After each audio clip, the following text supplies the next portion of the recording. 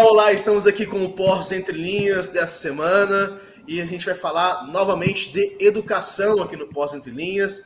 Conosco está, como sempre, Hudson Vilas Boas e hoje nosso convidado é o professor de História, o Cleiton Correia Tereza, que vai falar um pouco sobre essa questão, né, que a gente está preocupado com relação a essa possível municipalização de algumas escolas estaduais. Eu estive essa semana no João Gênio, né, onde houve um plebiscito por parte aí de professores, do colegiado, entre professores e também pais de alunos, né, para justamente ter uma votação, né, para saber se as pessoas são favoráveis ou não a essa municipalização, né, porque isso chegou de cima para baixo, né, ou seja, não houve uma consulta com a população.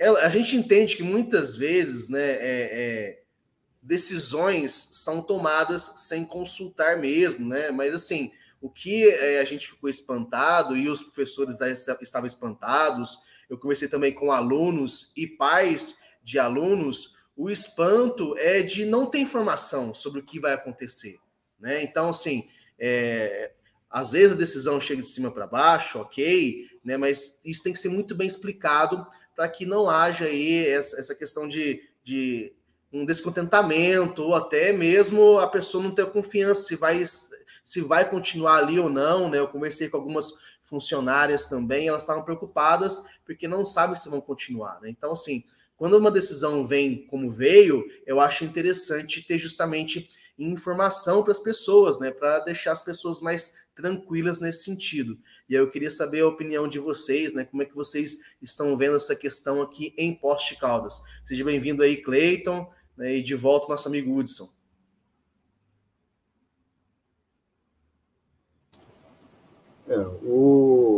Essa é uma questão que o Cleiton vai falar melhor sobre ela, né? O Cleiton tem se aprofundado aí sobre o assunto, mas primeiramente aqui dar boas-vindas, né, ao Cleiton aí, que é, assim como eu, professor aí na rede estadual, e sempre atuante, sempre bastante combativo aí, né, com as questões relacionadas à educação pública, né? Estou lembrando aqui que o Cleiton também não é professor só da rede estadual, é professor também da rede municipal, né? E ele está fazendo também o doutorando dele agora. Depois ele poderia até conversar um pouquinho melhor com a gente sobre isso, sobre a sua trajetória. Mas a questão dessa municipalização, ela nem pegou de surpresa, né? Porque ela está aí no bojo aí do projeto que se chama Mãos Dadas, do governo Zema. E eu já vou passar para o Cleiton aqui, mas acho que a gente tem que sempre ressaltar o seguinte: vários municípios em Minas Gerais, né, não aderiram ao projeto Mãos Dadas, justamente por entenderem que esse projeto Mãos Dadas, a longo prazo, né, ele acaba criando aí uma dificuldade dentro do próprio orçamento do município, né, o que, num primeiro momento, para o município parece que é muito bom, na verdade, ele acaba sendo ali uma bomba relógio, né, digamos assim, uma armadilha aí a longo prazo. Essa é uma questão. Mas também há a questão também, é óbvio que para mim é muito mais importante, inclusive, né, que é sobre você simplesmente tomar decisões, tá certo, sem consultar a comunidade, né, sem deixar a comunidade inteirada realmente do que está acontecendo, como será essa municipalização e, ao mesmo tempo, tomando decisões aí que acabam também penalizando a comunidade, né? Porque quando a gente fala aí de algumas escolas sendo municipalizadas, eu fico me perguntando para onde vão esses alunos, né? Será que as outras escolas elas têm capacidade aí, infraestrutura para poder acolher esses alunos? Essa é uma questão. Além dos profissionais da educação também, obviamente, que também vão ser afetados com essa medida. Então, é uma medida que mexe com a vida de muitas pessoas para ser tomada de forma assodada, sem o devido debate e a devida discussão, né? Eu gostaria até de ouvir do Cleiton que ele explanasse um pouquinho aí o que ele tem sentido sobre esse projeto Mãos Dadas e a implantação dele aqui em Poços de Caldas. Olá, é um prazer falar com vocês. Muito obrigado, Tiago e Hudson, pelo convite, para essa conversa. E um abraço também a todos que estão assistindo, que assistirão essa nossa conversa extremamente importante sobre educação. E eu penso que esse diálogo que envolve, ou até, né, esse debate que envolve a questão da municipalização em Minas Gerais, ele diz muito sobre aspectos até mais amplos da educação e também do momento político e econômico do nosso país, nessa nova república que, se ainda não acabou, faz água e passa por um momento delicadíssimo, um momento de dissolução, eu diria. De dissolução de algo que nunca foi de verdade muito sólido, né? Acho que nós tivemos a impressão durante alguns anos que nós tínhamos uma nova república democrática sólida, pelo menos esse pensamento parece que prevaleceu para grande parte da população e dos meios de comunicação, mas nos últimos anos o que a gente tem visto é que isso era bastante ilusório. Então, essa questão da municipalização, como vocês já disseram, ela com o projeto, né, o programa Mãos Dadas, ela vem sendo executada de uma maneira muito questionável. A gente sabe que, de acordo com a legislação, de acordo com a Constituição Federal, de acordo com a LDB, sim, o ensino fundamental ele fica a cargo do município, é isso que está posto. Mas, enquanto o ensino médio fica a cargo do Estado, né, e o governo federal se ocupa do nível superior, pesquisa, né, tem outras obrigações.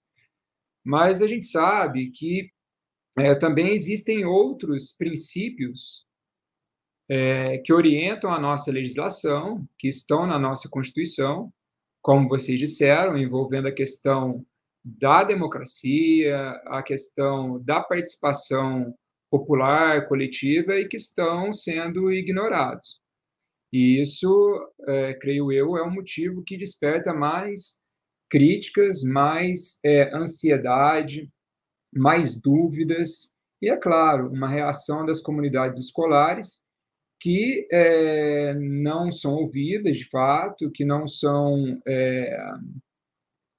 respeitadas mesmo, e uma proposta que o governo do Romeu Zema apresentou e vem trabalhando para executar, que é feita em gabinete, sob o discurso de que determinadas decisões têm que ser técnicas, um pouco na linha do que o Tiago disse. A gente sabe que realmente, né, existem decisões que precisam ser tomadas pelo poder público, pelas administrações, isso é da competência de quem governa. O que se espera é que quem governa, os partidos que governam, as pessoas que ocupam cargos que exigem tomada de decisão, que essas pessoas tenham uma fundamentação, tenham um conhecimento para que tomem as decisões mais adequadas. Agora, isso não pode significar uma atuação de tal forma que desrespeita o cidadão, que atropela as comunidades escolares, que negligencia todos os problemas cotidianos e que não esclarece de verdade como é que esse programa vai ser executado quanto à sustentação financeira. Então, realmente, são muitos problemas que a gente identifica nesse programa Mãos Dadas, da forma como ele vem sendo apresentado e da maneira como o governo sinaliza a discussão nessa conversa, né, nada transparente que vem tendo com as prefeituras e com as secretarias municipais de educação.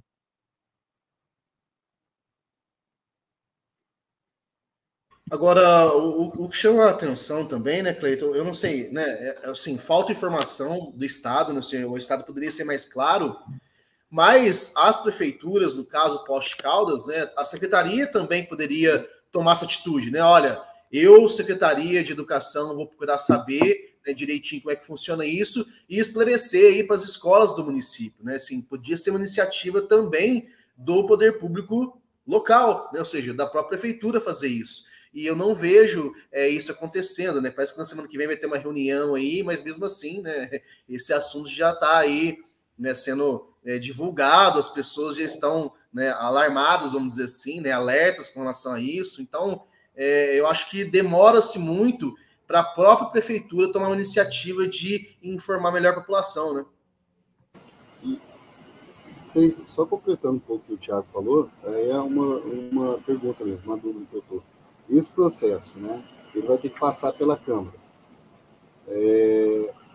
Está previsto haver alguma audiência na Câmara para que... porque o que eu ouvi falar até agora foi apenas de reuniões informais entre os vereadores e representantes da comunidade escolar, né, a própria gestão de cada escola, profissionais que trabalham, enfim. Mas eu não vi nada ainda sobre audiência. Eu não sei se você tem alguma informação diferente dessa. Certo.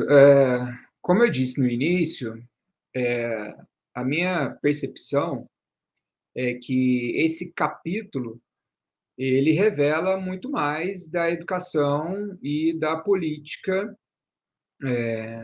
brasileira até, né, mas principalmente aí do nosso município e do nosso estado.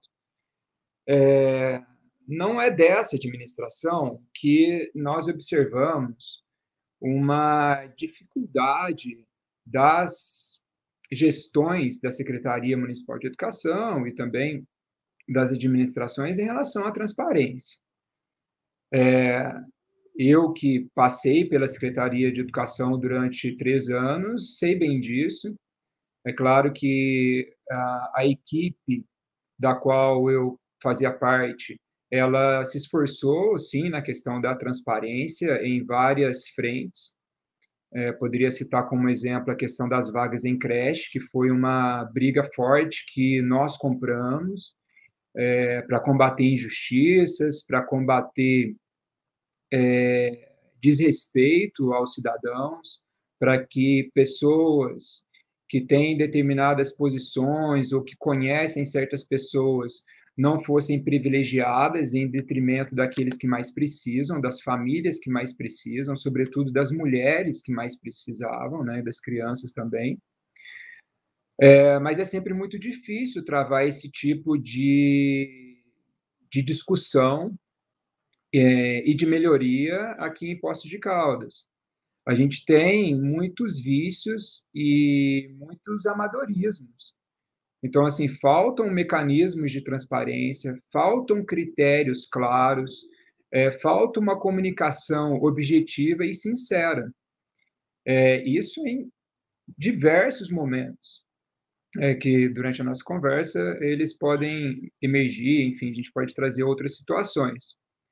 Eu vi a reportagem que foi feita pela TV Plan a respeito dessa questão da municipalização, e a secretária municipal, professora Maria Helena Braga, traz algumas informações, né, que não estavam circulando, até onde eu sei, de maneira clara. E a própria secretária diz algo que me chamou muito a atenção. Ela diz assim: olha, eu sou favorável às municipalizações, já fiz isso em outras passagens minhas pela secretaria, e considerando que é uma secretária muito experiente, né, que está em sua 3ª passagem, se eu bem me lembro, pela Secretaria Municipal de Educação, ela sabe que esse tipo de decisão gera discussão, gera debates. Quando eu desenvolvi a minha pesquisa em nível de mestrado, a minha dissertação, pesquisando sobre a questão da escola Francisco Escobar, eu retomei a história dessa escola, pesquisei, de alguma forma, reconstruí, né, a história daquela comunidade escolar, passando pelo Virgínia da Gama, e depois a fusão com Francisco Escobar, e aí ficou o nome Francisco Escobar e tudo mais, que aconteceu nos anos 90. Nos anos 90, nós tivemos uma onda de municipalizações.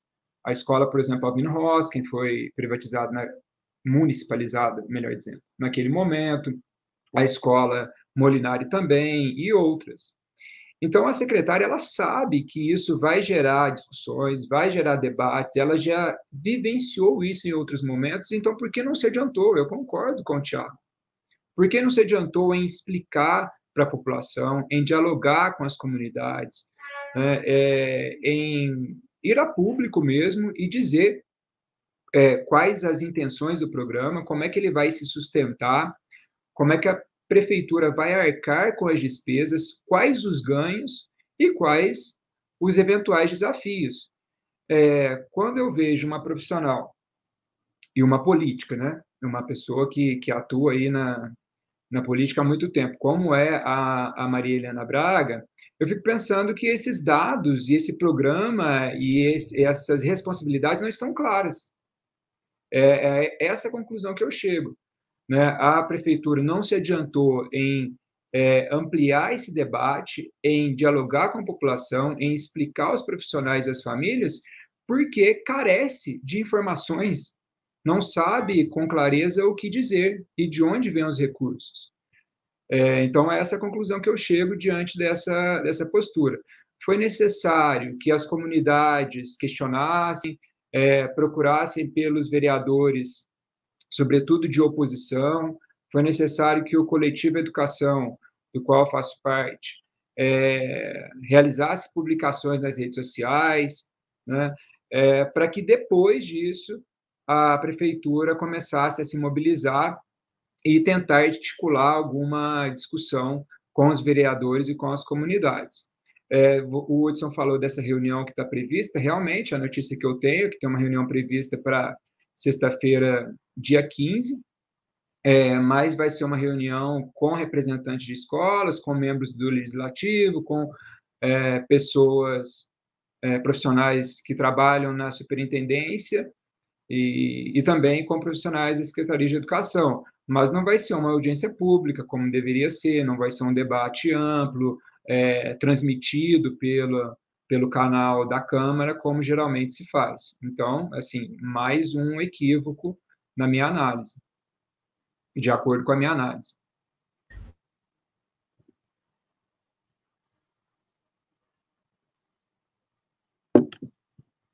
Tiago, seu áudio está fechado. Oh, desculpa aqui. O que eu vejo muito, além do que você disse, concordo, né, essa questão da falta de informação, Cleiton, e é uma coisa até de âmbito nacional, né? Muitas vezes não se preocupa, não há uma preocupação do político ou dos políticos em realmente levar a discussão, né? Assim, de trabalhar com isso. Parece que há um desdém, né? Vou fazer do jeito que eu acho e pronto, acabou, né? E isso a gente vê muito na administração do Sérgio, de uma forma geral, né? Assim, pouca discussão do orçamento, de tudo que se faz, né? É muita imposição, né? Parece que hoje se transformou numa maneira de governar, né? Que todo mundo gosta ou que todo mundo procura, mas na verdade eu acho que está bem distante do que a gente desejaria em termos de realmente discutir com a população de uma forma geral, e é uma coisa que cada vez vem acontecendo menos, né, seja em âmbito municipal, em âmbito federal, e é uma preocupação muito grande que eu tenho. Assim, sobre isso, né, basta observar que hoje, em nível nacional, a rede de comunicação dos políticos é o Twitter, principalmente. Então, eles anunciam, eles se posicionam, eles esclarecem, muitas vezes, por meio de publicações do Twitter. E em Poços de Caldas, principalmente o WhatsApp. Então, tem mensagens que circulam de WhatsApp sobre questões que são importantes, que chegam, inclusive, aos diretores de escolas, da Secretaria de Educação, e que você não tem maiores explicações ou até garantias se aquela mensagem que está circulando, ela realmente confere, se ela realmente é verdadeira. Então, aquilo que acontecia há algum tempo atrás, de termos mais coletivas de imprensa, em que os profissionais do jornalismo poderiam perguntar, poderiam questionar, poderiam contrapor, isso está caindo em desuso, e creio que a pandemia acabou acelerando esse processo. Então, assim, a população que não tem acesso a determinadas redes, ou que não tem tempo para acompanhar isso, ela pode acabar não tendo acesso mesmo às decisões, ou às vezes recebendo informações em que é difícil você comprovar a veracidade e até entender, porque não é um diálogo franco, mas sim posicionamentos e decisões, né, que vêm dessas maneiras que são muito ruins mesmo, para ampliação do entendimento e da realização de políticas públicas de caráter democrático.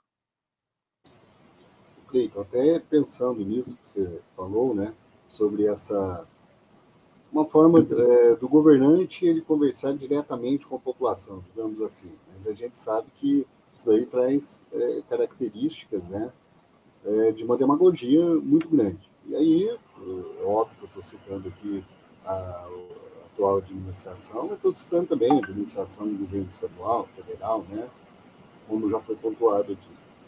E, ao mesmo tempo, essa junção, né, de uma comunicação direta, sem passar pela imprensa, porque a gente sabe da importância da imprensa, em questionar, né, e tomando também atitudes ali tecnocratas, né, sem consultar a população. Bom, eu acho que uma coisa está casada com a outra, né, é óbvio. Porque se você não vai passar ali pelo crivo da imprensa, né, se você não está disposto ali a responder a perguntas que muitas vezes não serão ali as perguntas que você quer responder, né, podem causar mal-estar, lógico que facilita ali para você já tomar ali atitudes que, né, por mais demagogo que você seja, você vai acabar tomando atitudes ali, eu não digo nem impopulares, mas atitudes que realmente afetam a vida da população sem ter a devida discussão, o devido debate. Isso é algo que a gente tem visto. Eu também concordo que a pandemia acentuou isso, né? Gostei muito da sua fala. Não é algo novo aqui em Posse, essas atitudes tecnocratas, né? Quando nós entrevistamos aqui o Thiago Mata, nós até levantamos isso, né? Que a questão do orçamento, por exemplo, há muitos anos, há muitas gestões, que o orçamento não é debatido com a população, tá certo?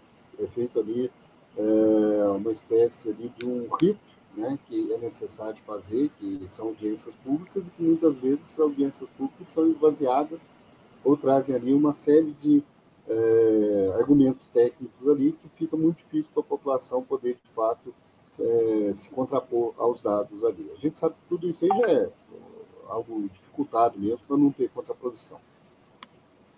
Nessa questão da municipalização das escolas, né, então vamos voltar aí ao tema. Nessa questão da municipalização das escolas, o que me chama muito a atenção caso Tambias venha a ser o processo Tambias parece que é um processo, me parece não, é um processo diferente, não seria exatamente uma municipalização, né? Seria passado ali para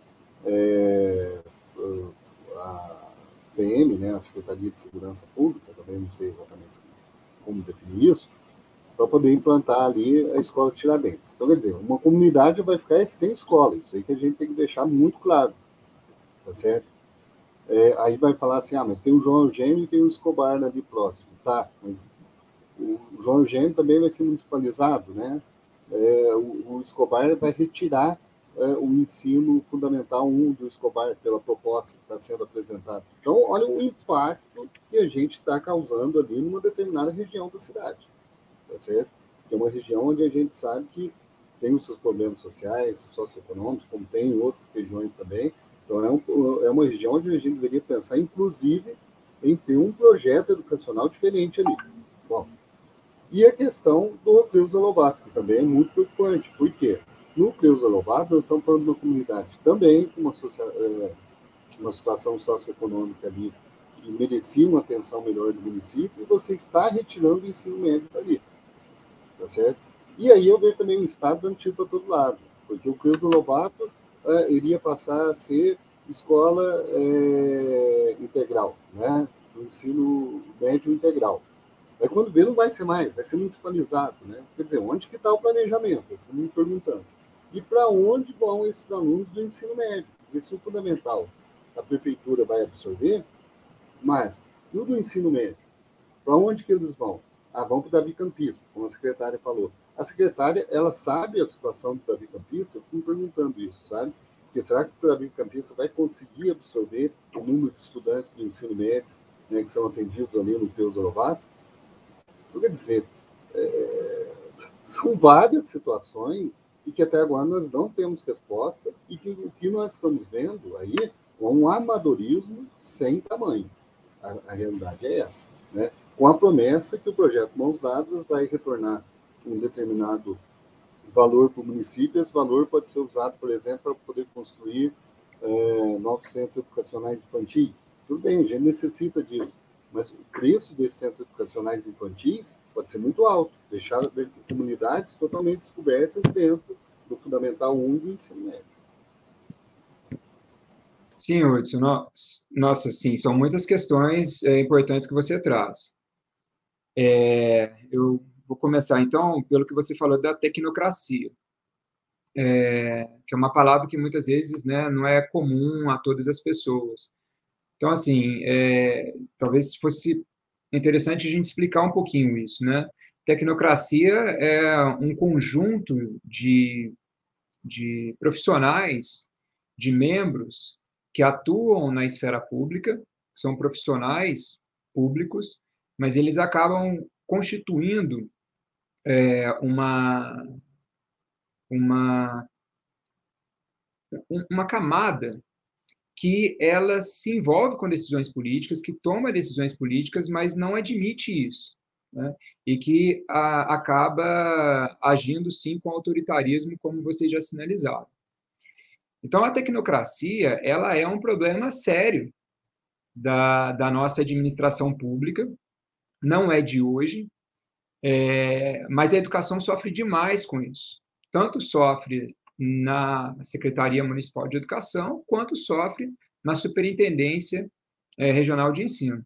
Eu mesmo discuti na semana passada com um profissional da Secretaria, da Superintendência, que tem esse perfil, que é filiado ao Partido Novo, e que quando você questiona se o seu posicionamento em defesa do Mãos Dadas, dessa municipalização ou de outras atitudes do governo estão relacionadas ao posicionamento político dele, ele diz que não, né? É uma questão técnica, não que isso, estou analisando os dados. Então, assim, sempre quem questiona, ou sempre quem tem uma postura progressista, acaba sendo colocado como uma pessoa que está agindo por suas ideologias.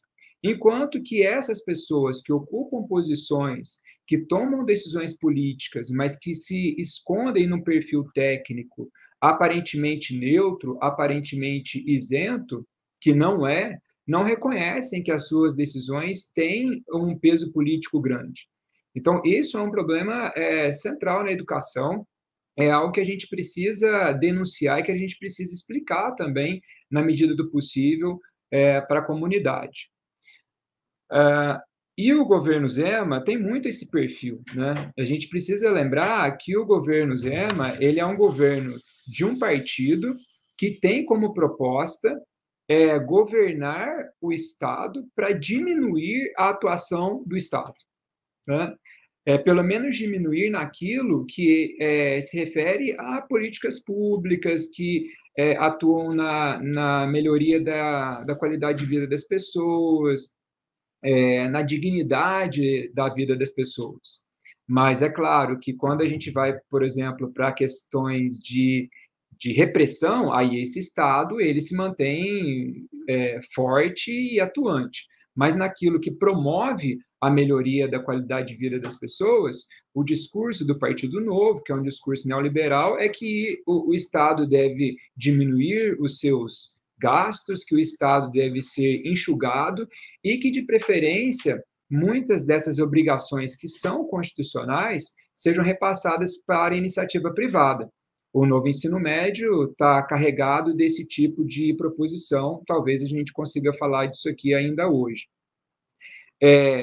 Nas questões mais pormenorizadas que você citou, nessas questões que envolvem diretamente as escolas, né? Veja só, a secretária de Educação, na sua entrevista à TV Plan, disse o seguinte, que a escola Cleusa Lovato será municipalizada, que a escola João Eugênio e o Tambias, né, vão perder o seu primeiro ano do ensino fundamental, porque essa proposta dos Mãos Dadas é atuar nesse momento com o ensino fundamental 1, sobretudo, né, focar nisso, e que também já estão sendo assumidas turmas da Escola Estadual Edmundo Cardia. E, em contrapartida, a prefeitura vai receber 5 salas na Escola José Neto, vai receber uma nova unidade, uma nova escola de 13 salas na Zona Leste. Olha só, de onde vem o recurso para isso? De onde virá o recurso para isso? Porque o que o governo de Minas está anunciando é que as prefeituras receberão, as prefeituras todas que abraçaram o projeto, está lá no site, né, da Secretaria de Estado da Educação, receberão 500 milhões. Quando as pessoas escutam 500 milhões, pô, é muita grana. Mas Minas é muito grande e muitos municípios já sinalizaram adesão a esse programa. Esses 500 milhões podem ser completamente insuficientes para a adequação das redes municipais. Então, essa é uma questão importantíssima de frisar. Eu destacaria ainda 2 pontos, né? Você citou a escola Davi Campista, que eu conheço bem, trabalho na escola, e veja só, se o Cleusa for municipalizado e as turmas do ensino médio, que são poucas do Cleusa, forem deslocadas para o Davi, eu acho que o Davi vai ter alguma dificuldade, sim, de receber essas turmas, na realidade que nós temos hoje. Só que o Davi está passando por um outro problema, que é a fusão com o SESEC. Conversei com membros da diretoria da escola nos últimos dias que me asseguraram que já tem a licitação para que uma empresa pegue a obra e faça as adequações para que o SESEC seja incorporado. Vai sair do prédio em que está na João Pinheiro, vai para o espaço da escola Davi Campista e vai pegar uma parte das salas do Davi Campista para o funcionamento do SESEC, que é uma medida extremamente ruim. Porque, veja, o SESEC tem a sua identidade, tem as suas características, e o Davi tem as suas. Isso também está sendo desrespeitado. Isso também incomoda muitas comunidades, né? As escolas têm história. As escolas públicas têm história, elas têm trajetória, elas têm as suas características, que um programa como esse atropela. Então, ainda mais se o Davi passar por esse processo de fusão com o SESEC, fica ainda mais difícil de assumir mais estudantes. E aí ainda tem um outro problema, que é a ampliação da carga horária com o novo ensino médio. Então, a partir do ano que vem, com o novo ensino médio, progressivamente, os estudantes passarão a ficar mais tempo nas escolas. Então, assim, eu não consigo entender como é que o Davi Campista vai absorver esses estudantes. E não consigo entender como é que os gestores não pensam no menino que mora lá no São José, que é uma distância considerável da escola Davi Campista, que vão precisar de transporte para se deslocar e fazer o ensino médio no Davi, porque não podem mais fazer no Cleusa, e que não tem recursos. As famílias estão empobrecidas. Há 15 dias atrás, eu perguntei de uma aluna que é do São José e estuda no Davi no Fundamental, por que ela não tinha ido à aula para uma colega, e a colega disse que ela não tinha o dinheiro para o passe, porque é R$4 para ir e R$4 para voltar. E as famílias estão empobrecidas, as pessoas não conseguem emprego fixo mais, né? Uma quantidade grande de desempregados, vendendo o almoço para comprar a janta. Então, esse desrespeito com as realidades das famílias, dos bairros, dos territórios, é algo também muito doloroso e que os governantes não discutem de maneira séria e de maneira sensível. Cleiton, você citou aí um exemplo que eu também, nesse retorno que nós estamos tendo aí das aulas presenciais obrigatórias, um relato que também tem chegado para nós, professores, em outra escola, né? Já trabalhei lá no Davi, hoje não trabalho mais, sabe disso. Estou em outras 2 escolas do estado, e uma das escolas que eu estou, relatos realmente de estudantes que não retornaram às aulas obrigatórias, né, a partir do 3 de novembro, porque não tem condição de poder pagar o transporte, tá certo? Essa é a realidade. Aliás, essa realidade ela já existia há muito tempo, né? E essa realidade ela tomou uma proporção ainda maior devido a uma crise econômica que nós estamos passando. E aí vem, de novo, né, a falta de sensibilidade dos gestores, né? A falta de se colocar na pele do outro. Isso aí deveria ser o básico, né, para um gestor público. Isso aí deveria ser o básico. Sei que o Coletivo Educação, inclusive, há muito tempo que ele discute uma ideia, né, até para uma campanha, que os gestores públicos, né, ou pessoas que tenham cargos, né, na administração pública, eles utilizem a escola pública, que eu acho super válido, né? Eu acho que daí um outro programa, né, que você pode até falar sobre isso aqui, é óbvio, né? Mas é uma ideia que eu acho super válida, né? Eu acho que é uma ideia que tem que ser debatida, porque, obviamente, também a gente tem que analisar o conjunto da ideia, mas acho que falta isso, sabe, aos nossos gestores. Eles se colocarem ao lado, eles se colocarem no lugar, melhor dizendo, da população. Infelizmente, isso aí a gente não tem visto, né? E é raridade, justiça seja feita também, né? Infelizmente, aí é raridade quando a gente já viu isso acontecer.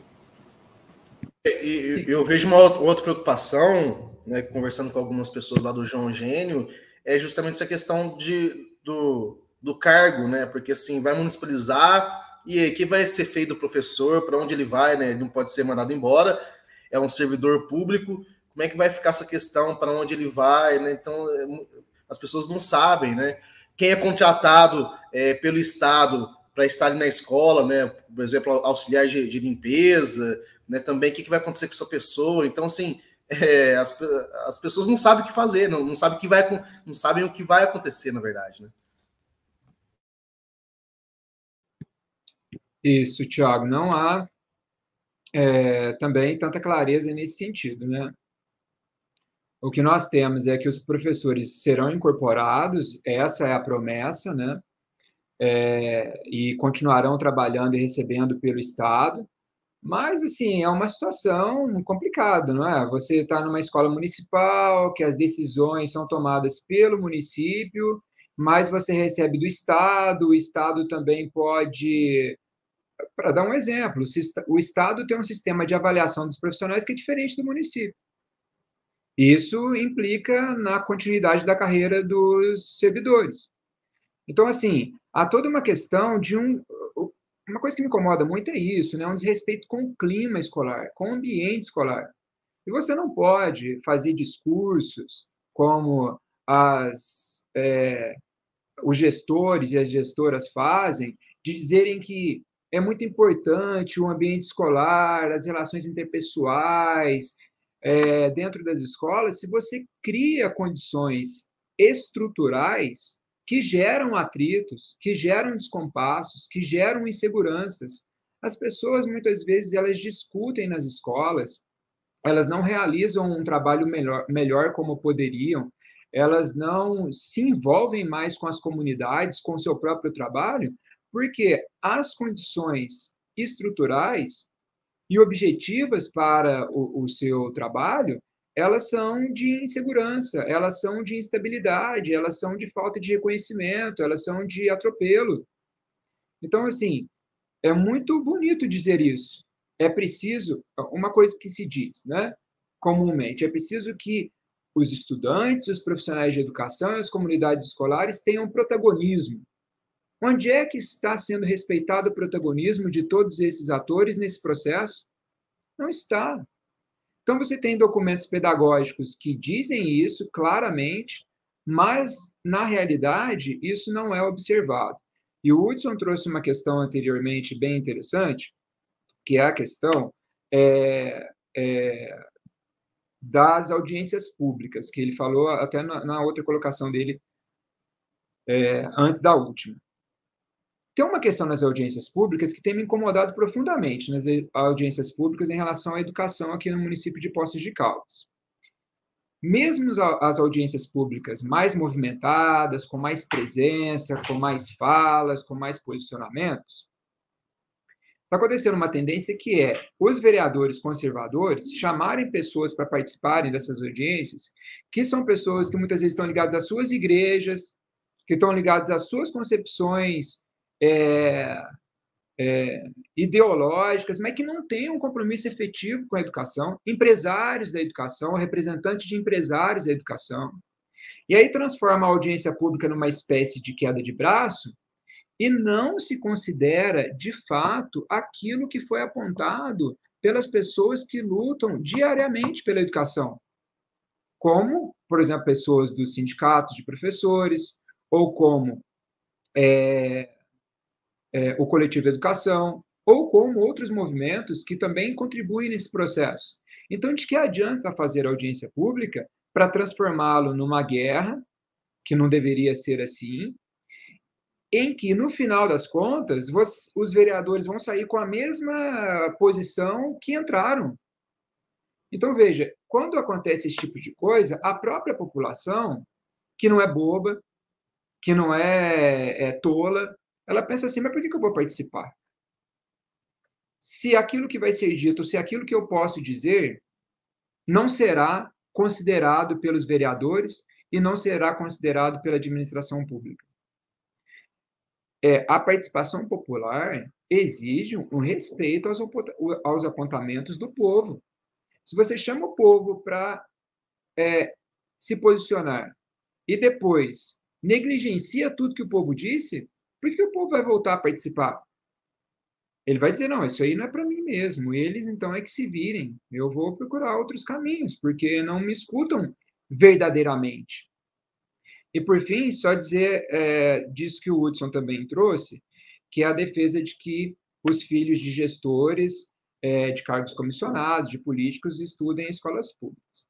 Eu acho isso central. Muita gente exalta a educação na Finlândia.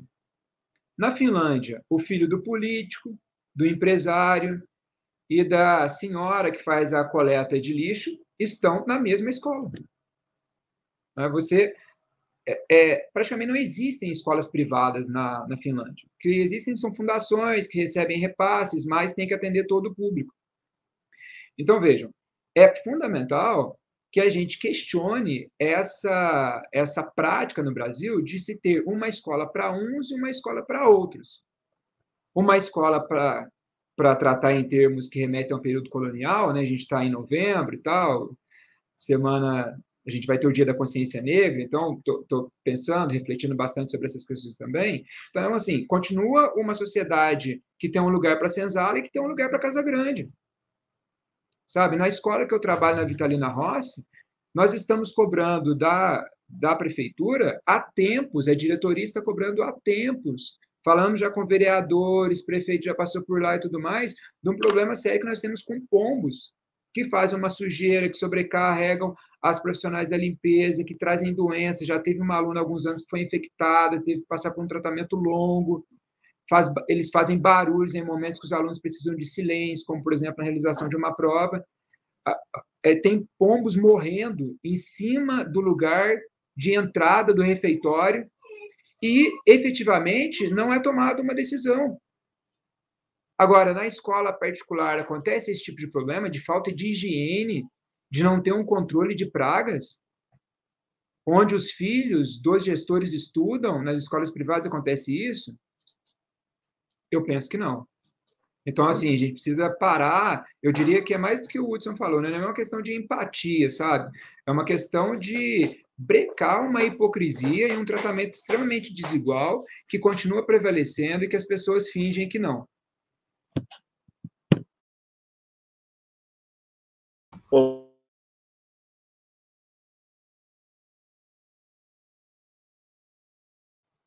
Você está sem áudio, Thiago, e o Hudson está sem imagem.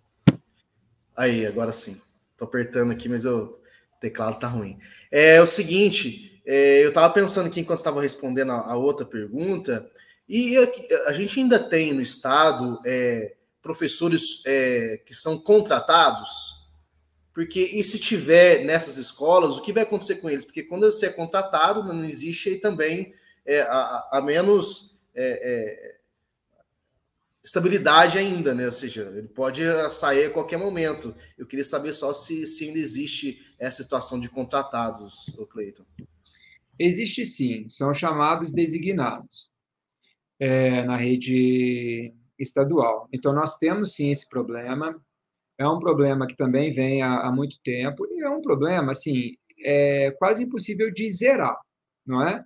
Porque se um profissional passa, por exemplo, por um problema de saúde, ou se ele passa por se ele tira uma licença, uma profissional tira uma licença de maternidade, por exemplo, e tal, sempre vai ter ali a necessidade de chamar pessoas em condição de um trabalho, de um vínculo temporário. Então, zerar isso é praticamente impossível, dadas as emergências que surgem no cotidiano das escolas. Agora, o que tem acontecido é que isso se tornou praticamente uma política pública, né? O trabalho não garantido, não diretamente vinculado de uma parte expressiva dos profissionais. Isso é um problema. Se você trabalha, escola exige sim um vínculo, exige sim uma dedicação. O Hudson é professor, você também, Thiago, já atuou como professor, você sabe. Você não conhece uma escola de verdade no primeiro ano que você trabalha nela. Você precisa trabalhar alguns anos naquela comunidade para entendê-la melhor, para ganhar confiança dos estudantes, para ser reconhecido pelas famílias. Se o profissional, num ano está numa escola, um ano está na outra, ele não sabe o que vai ser do dia dele amanhã, ele não sabe como é que ele vai pagar suas contas no mês de janeiro e de fevereiro. Então, isso é um problema. Na rede municipal também tem sido um problema. E, infelizmente, nós tivemos recentemente a aprovação de uma medida na Câmara que diminui o tempo de espera dos profissionais para serem recontratados no município. Então, o intervalo era de 2 anos. Quem teve um contrato de até 2 anos teria que ficar 2 anos para depois retornar como contrato na prefeitura. Esse prazo foi diminuído para 6 meses. Na atual situação de desespero de muitos profissionais, de muitas famílias, eu entendo essa reivindicação deles, de quererem diminuir o tempo para, de repente, voltarem a ser contratados pela prefeitura. Só que isso, em termos de políticas públicas, não é nada bom. O adequado é o concurso. E esse tipo de medida pode diminuir a pressão pelos concursos. Além disso, o processo de contratação atualmente na prefeitura não é nada transparente. Tem pessoas que me dizem assim: Cleiton, eu deixei o meu currículo já várias vezes na prefeitura e nunca me chamaram. E tem pessoas que deixam o currículo numa semana e na semana seguinte são contratadas. O que acontece nesse meio termo? Ao menos no Estado, o processo de designação e de contratação ele é mais transparente do que na prefeitura. Então, esses apadrinhamentos não ajudam em nada a escola pública. Pelo contrário. Você disse, e eu também ouvi a Beatriz Cerqueira, a deputada, falando que o que está garantido é que os professores serão incorporados. Eu acho que o termo utilizado é adjunção, se eu não me engano. O Hudson depois pode me corrigir se eu estiver errado. Agora, realmente, os outros profissionais da escola não estão garantidos que serão incorporados nesse processo de municipalização. Então, sim, gera inseguranças, gera precarização no atendimento e gera problemas. E a prefeitura não explica claramente de onde virão os recursos e o Estado também não apresenta isso de forma clara. Uma última questão sobre isso, né, é que na audiência pública, uma das críticas feitas ao projeto Mãos Dadas é que ele não passava de um PowerPoint. Né? Isso é moda no Brasil, né, nos últimos anos. Assim, se apresenta um PowerPoint para explicar a realidade, que é muito complexa, de como as coisas estão, como elas chegaram no momento que estão e como elas devem ser. Não é assim que se faz gestão pública. Isso é administração técnica, que já é questionável, mas não é. né? Não me parece. Me parece que dentro do Mãos Dadas, né, realmente há essa questão da disjunção do professor, mas eu não vi essa fala da Beatriz, então a dúvida que eu tenho é o seguinte: quando eu li ali, quando você entende a disjunção, é o seguinte: o professor ele vai ficar, e isso eu tinha lido no projeto Mãos Dadas, né? O professor ele vai ficar realmente cedido para o município, mas a carreira dele fica congelada. Então, já é uma perda enorme para o professor, né? Tudo bem que no Estado a nossa carreira não tem evoluído muito nos últimos anos, mas uma coisa é você ter perspectiva de evolução, né? Inclusive com as lutas sindicais, que a gente precisa, né, que em Minas é uma questão também a ser debatida. Outra coisa é você não ter perspectiva mais. Você vai ficar ali na escola, ali, né, em adjunção, cedido ao município, sem nenhuma perspectiva de mudança de carreira. E o Mãos Dadas, ele também oferece ali uma oportunidade para os professores, principalmente das séries iniciais, mas não só, né? Mas é mais voltado aos professores de séries iniciais, mas ele é bem aberto, de fazer uma segunda licenciatura via UENG, né? Conversando com profissionais da UENG, tá certo? Eles sabem desse projeto, mas é aquele negócio, né? Ouviram falar que vai ter esse projeto, mas até agora, até pouco tempo atrás, não tinha sido passado nada oficial para a UEM. Pronto. Tá? Segundo, o Estado, se uma professora, né, que ela trabalha, ela é pedagoga, ela trabalha com alfabetização, ela queira fazer, por exemplo, geografia. Tá, então ela vai fazer pela UENG, né? Vamos imaginar que está ali o convênio, tudo certinho. Ela vai fazer no formato EAD pela UENG, vai pegar a sua segunda licenciatura em geografia. O Estado se compromete, o Estado não se compromete a arranjar a vaga para ela, e nem poderia também, né? Porque a gente sabe que é muito complexo isso, tá certo? Não teria mesmo como exatamente aí se comprometer. Então, fica muito nebuloso, né? É muito nebuloso esse projeto, como vai ficar a situação dos servidores, como vai ficar... Isso aí a gente vai dos professores, mas e os outros profissionais que trabalham na escola, né? Os ATBs, que são aqueles que trabalham na secretaria, os ASBs, que são aqueles que trabalham ali nos serviços gerais da escola. Quer dizer, é um projeto que ele traz muito mais dúvidas do que exatamente certezas ali, né? E aí fica muito complicado alguém com muita boa fé, né, querer defender um projeto nesse sentido. A questão não é sermos reacionários contra a municipalização. Não é isso que nós estamos levantando, discutindo, debatendo. A questão é o processo, a forma, a falta de transparência, a falta de clareza e de diálogo, como vocês mesmos já sinalizaram. Esse é o problema central. Sim, esses profissionais, Hudson, vão ficar de castigo, digamos assim, né, de uma carreira que já é bastante castigada, né? Quem é profissional do Estado sabe dos pedágios que a gente tem que passar, né? Você muitas vezes assim, já tem o direito de progredir na carreira, mas você tem que aguardar 5 anos, mesmo apresentando títulos, mesmo tendo estudado, mesmo melhorando sua formação. Não, você ainda tem que aguardar pedágios aí, pagar pedágios para que você possa progredir na sua carreira. Isso desestimula os profissionais, demais. Então, assim, você citou a UENG também, né? Há quantos anos se diz de um curso de História na UENG? Eu escuto essa conversa há pelo menos uns 10 anos, que nunca veio, que nunca aconteceu. O prédio da UENG hoje, acho que nem teria estrutura para suportar mais licenciaturas. Então, assim, queremos a UENG forte, precisamos da UENG forte. Tem profissionais ali que se dedicam muito e que desenvolvem um curso de pedagogia aqui de excelência.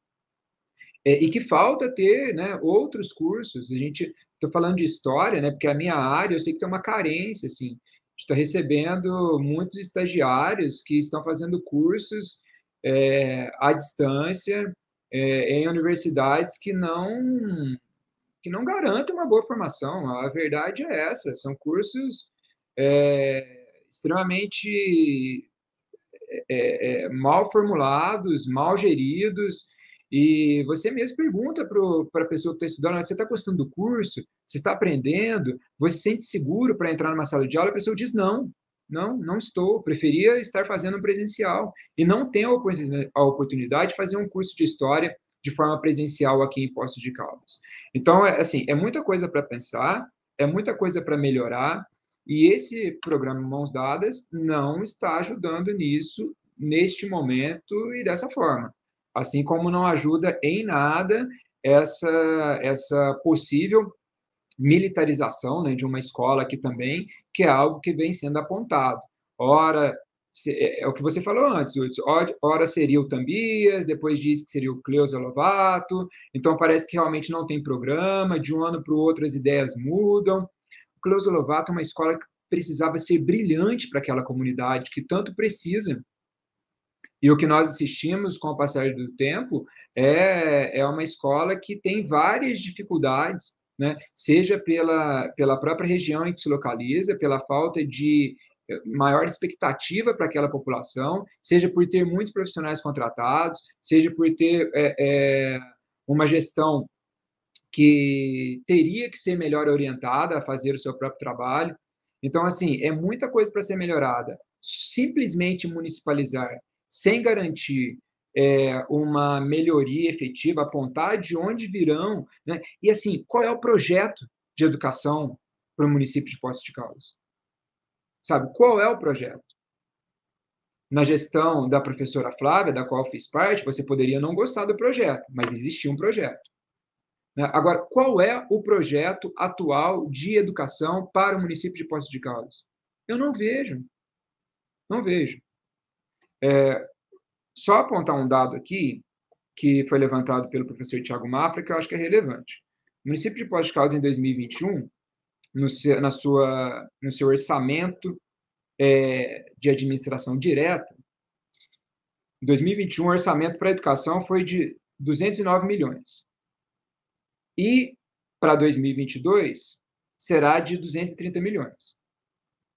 Aumentou um pouco, mas em relação ao total do orçamento, houve uma redução percentual, que era de 27,9 milhões e vai passar para 25,06 milhões. Então, assim, na verdade, a educação municipal está sinalizando que vai assumir mais compromissos, mas no seu próprio orçamento previsto para o ano que vem, a gente percebe uma diminuição.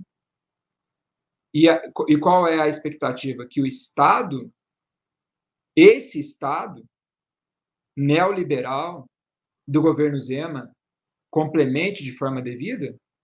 Eu acho arriscado.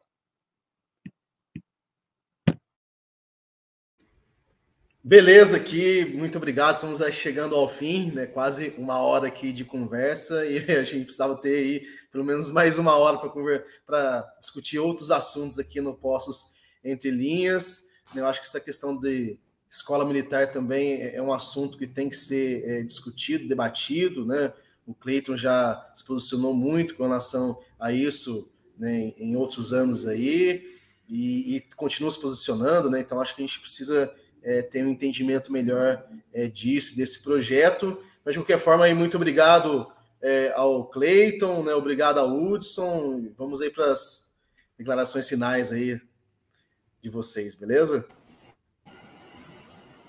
Olha só, hein? Quase uma hora e a gente ficou basicamente no tema municipalização, só para poder ver quanto esse tema é complexo. Ainda tem muita coisa aqui para poder ser falado. Né? O Cleiton, vocês, né? Dois levantaram aí uma questão que eu gostaria de falar também e nem deu tempo, que é a questão da contratação, como é o processo de contratação, né, de professores aqui no município. E não só de professores, acho que a gente pode até pensar num programa aí, Thiago, a gente faz tempo que a gente queria entrevistar a Marieta, né, acho que é um tema aí para a gente colocar, né, contratação em geral, não só de professores aqui no município. É um absurdo a gente não ter aí um processo seletivo, né? Pode ser um outro formato. A gente pode pensar, os formatos são variáveis, tá certo? Agora, a gente precisa ter transparência aí na contratação de profissionais pela prefeitura. teria tanta coisa que gostaria de conversar com o Cleiton, né? Eu sempre gosto muito de trocar figurinha com ele. E todos os assuntos voltados à educação, e a gente acabou ficando preso mesmo a essa municipalização, né? De novo, acho que isso só mostra o quanto que esse assunto é complexo para poder ser debatido, né? Não ser debatido, para ser uma decisão tomada da forma assodada, né? Como a administração pretende, e sem que os vereadores deem o devido valor a essa questão. A gente está falando aqui de vidas, tá certo? A gente está falando aqui do futuro, né? Sem querer cair no clichê aí, mas a gente está falando aí do futuro de muitas crianças e muitos adolescentes aí, sem contar os profissionais que estão nas escolas. Mas, enfim, agradecer aí ao Cleiton aí pela participação e tenho certeza aí que os nossos, né, pessoal aí que nos acompanha, né, para os nossos espectadores aí, né, a gente conseguiu esclarecer um pouco aí sobre as dificuldades desse projeto Mãos Dadas aí, que é a municipalização de escolas estaduais aqui no município de Poços de Caldas. Eu agradeço muito pelo convite, agradeço pela oportunidade do encontro, do diálogo. Parabéns a vocês por essa iniciativa. Eu acredito muito nessas formas de mídia independente, digamos assim, em que a gente pode dizer as coisas de maneira mais clara, com mais tempo e de forma mais embasada. Eu gostaria muito que o programa de vocês circulasse mais e mais. Realmente, muita coisa que a gente poderia ainda discutir e debater sobre educação, são muitos temas, são muitas questões urgentes, diante de tantas agressões à educação que a gente tem vivido nos últimos tempos, agravadas pela pandemia, agravadas pelos cortes dos recursos públicos. Basta ver a questão agora da PEC dos precatórios, que pode gerar um calote aí no Fundeb, né, no nosso Fundeb, que é tão importante, que foi aprovado, incluído na Constituição, com custo aluno-qualidade, depois de tanta luta no ano passado, e agora o governo também vai criando mecanismos para tentar descumprir aquilo que é básico para a educação. A gente tem, enfim, um Enem aí para acontecer, com membros do INEP pedindo demissão, porque você não tem segurança que a prova, enfim, vai ser fiscalizada como deveria. Então, assim, muitas questões mesmo nesse Brasil que a gente tanto ama, mas que tanto nos agride, né, também, que tanto nos violenta cotidianamente, e não tem como pensar na melhoria desse nosso país, da nossa sociedade, se a gente não considerar a centralidade que a educação tem nesse debate. E é uma centralidade que precisa ser democrática, né?